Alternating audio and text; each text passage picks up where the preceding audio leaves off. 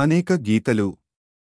అపార విలువలు బిడ్డకు మంచి చెప్పాలన్నదే ఏ తండ్రి తాపత్రయమైనా. ఆ ప్రయత్నంలో పురాణాలు ఉటంకిస్తాడు, నీతికథలు చెబుతాడు, ఇరుగుపొరుగు జీవితాలు ఉదాహరణగా చూపుతాడు, తన అనుభవాలను వివరిస్తాడు. బిడ్డకు మంచి చెప్పాలన్నదే ఏ తండ్రి తాపత్రయమైనా. ఆ ప్రయత్నంలో పురాణాలు ఉటంకిస్తాడు, నీతికథలు చెబుతాడు, ఇరుగుపొరుగు జీవితాలు ఉదాహరణగా చూపుతాడు, తన అనుభవాలను వివరిస్తాడు. కొన్నిసార్లు అలతి పదాలతో, కొన్నిసార్లు కఠిన వాక్యాలతో, కొన్నిసార్లు మార్మికంగా సన్మార్గాన్ని బోధిస్తాడు. అరుదుగా ఏ ఆత్మీయులతోనో తన మనసులోని మాట చెప్పిస్తాడు. పరమాత్మ ప్రయత్నము అలాంటిదే. భగవద్గీత, అనుగీత, ఉద్ధవగీత, జాబాలిగీత, బ్రహ్మగీత, అష్టావక్రగీత ఇలా అనేకానేక మార్గాల్లో మనిషికి మార్గదర్శనం చేశాడు. గీతా జయంతి డిసెంబరు 11 సందర్భంగా సకల గీతల సంక్షిప్త పరిచయం. తస్మాత్ ధర్మమయీ గీతా సర్వజ్ఞాన ప్రయోజక సర్వశాస్త్ర సారభూతా విశదాస విశిష్యతే. గీత ధర్మసారం, జ్ఞానహారం, సకల శాస్త్రాల సమాహారం. నేనెవరు? తాను పశువును కానని తెలుసుకున్నాడు, పక్షిని కానని అర్థం చేసుకున్నాడు. క్రూర మూగాల కంటే భిన్నమైన ప్రాణినని గ్రహించుకున్నాడు. వానరంతో దగ్గరి పోలికలున్న నరుడినని నిర్ధారించుకున్నాడు. మానవుడినని ప్రకటించుకున్నాడు. అంతలోనే మరో ప్రశ్న, నేనంటే ఎవరు?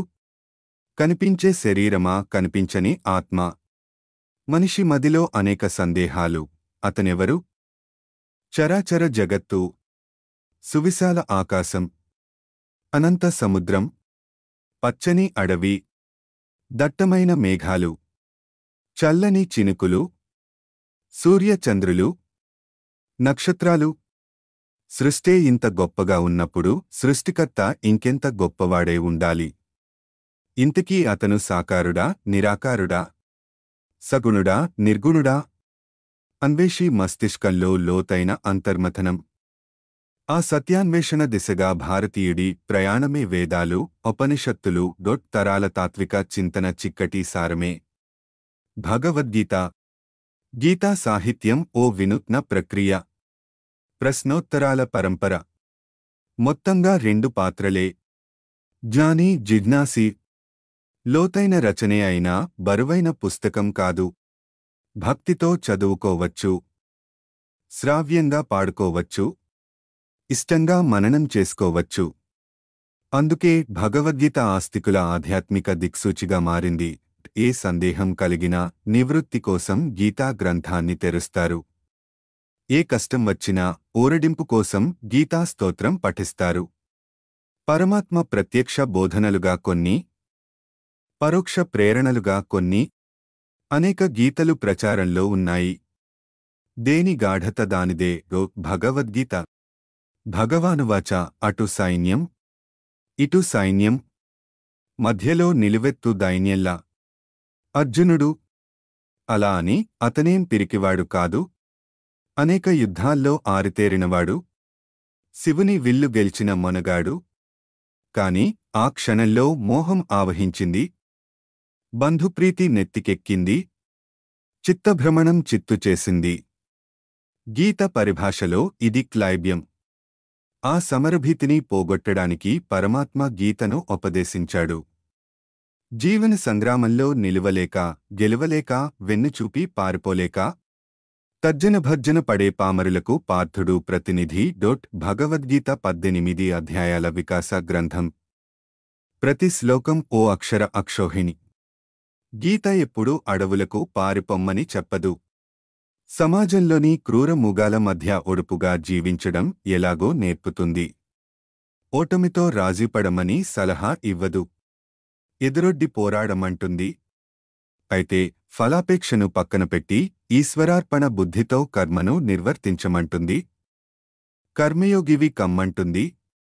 జయాపజయాలకు అతీతమైన స్థిరచిత్తాన్ని సాధించమంటుంది. స్థితప్రజ్ఞత పెంచుకోమంటుంది. భగవద్గీత దేవుడి గదిలో పెట్టుకోవాల్సిన గ్రంథం కాదు, మదిలో ప్రతిష్ఠించుకోవాల్సిన రచన. పూజకు పరిమితం చేయకూడదు, ఆచరణకు ప్రాధాన్యం ఇవ్వాలి. చచ్చినవారి ముందు వినిపించడం కాదు, చేవచచ్చినవారి చెవుల్లో మారుమోగించాలి.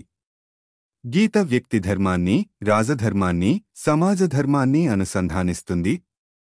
ప్రతి వ్యక్తిలోనూ కృష్ణుడిలోని విజ్ఞత, అర్జునుడిలోని నైపుణ్యం కలగలిస్తే విజయాలు సిద్ధిస్తాయి, విలువలు వర్ధిల్లుతాయి, సంపదలు సమకూరతాయి. ఆ నేల ధర్మక్షేత్రం అవుతుంది. అనుగీత. చిన్నగీత. కాలం విచిత్రమైంది. గతాన్ని మరిపిస్తుంది, జ్ఞాపకాలను మింగేస్తుంది. నిన్న మొన్నటి అమూల్య క్షణాలు నేడు అతి సాధారణంగా అనిపిస్తాయి. ఒకానొక సమయంలో మంత్రాక్షరాల్లా ప్రభావితం చేసిన దివ్యవాక్కులు ఆ తర్వాత మచ్చుకైనా గుర్తుకురావు. ఆ మతిమరుపు అర్జునుడిని ఆవహించింది. అంతిమంగా అనుగీతకు అంకురమైంది. కురుక్షేత్ర సంగ్రామం ముగిసింది. ధర్మరాజు పీఠమెక్కాడు. హస్తిన భోగభాగ్యాలతో విలసిల్లుతోంది. అర్జునుడు విందులు విలాసాలతో కాలక్షేపం చేయసాగాడు. ఆ మత్తులో గతాన్ని మరిచిపోయాడు. మనోఫలకం మీది గీతాక్షరాలు చెరిగిపోయాయి. అంతలోనే వెలితి తెలిసొచ్చింది. పరమాత్మకు తన మనోస్థితిని వివరించాడు. మరొక్కసారి గీతాబోధ చేయమని వేడుకున్నాడు. ఆ మాటలు కృష్ణుడికి ఆగ్రహం కలిగించాయి. అయినా తమాయించుకుని సుతిమెత్తగా మందలించాడు. కొన్ని అరుదైన ఘట్టాలు పునరావృతం కావని, తాను మళ్లీ యోగస్థితిలోకి వెళ్లి దివ్యవాణిని వినిపించడం అసాధ్యమని స్పష్టం చేశాడు. అయినా అర్జునుడి విన్నపాన్ని మనిస్తూ కాశ్యప మహారాజుతో ఓ సిద్ధుడు జరిపిన సంభాషణతో ఆరంభించి గీతాసారాన్ని వివరించాడు. వ్యాస భారతంలోని అశ్వమేధ పర్వంలో ఉన్న మొదటి 2 అధ్యాయాలు అనుగీతగా సుప్రసిద్ధం. అనుగీత అంటే గీతకు కొనసాగింపు. తన సందేశంలో పరమాత్మ మనిషిలోని మూర్ఖత్వాన్ని ఎత్తి చూపాడు. జిహ్వ చాపల్యాన్ని నిరసించాడు. వ్యసనాలను గర్హించాడు. శరీరం దారి తప్పితే మనసు రుగ్మతలపాలు అవుతుందని హెచ్చరించాడు.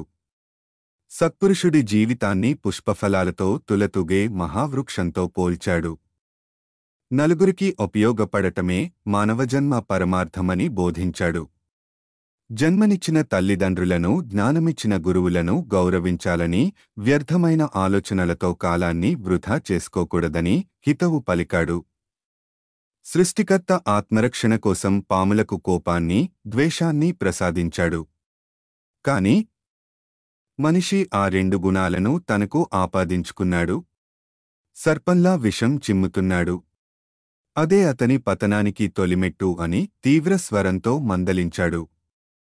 కట్టెలో నిప్పు దాగున్నట్టు ప్రతి మనిషిలోనూ అంతర్లీనంగా ఆధ్యాత్మిక కోణం ఉంటుందని, సాధనతో దాన్ని బయటికి తీయాలని పార్థుడికి వివరించాడు. మరపు మనిషిని ముంచేస్తుందని మరోసారి గుర్తుచేశాడు. అలనాటి భగవద్గీత బయటి శత్రువులను జయించడానికి సహకరిస్తే, తదనంతర అనుగీత అంతఃశత్రువులను ఓడించడానికి పనికొచ్చింది అర్జునుడికి.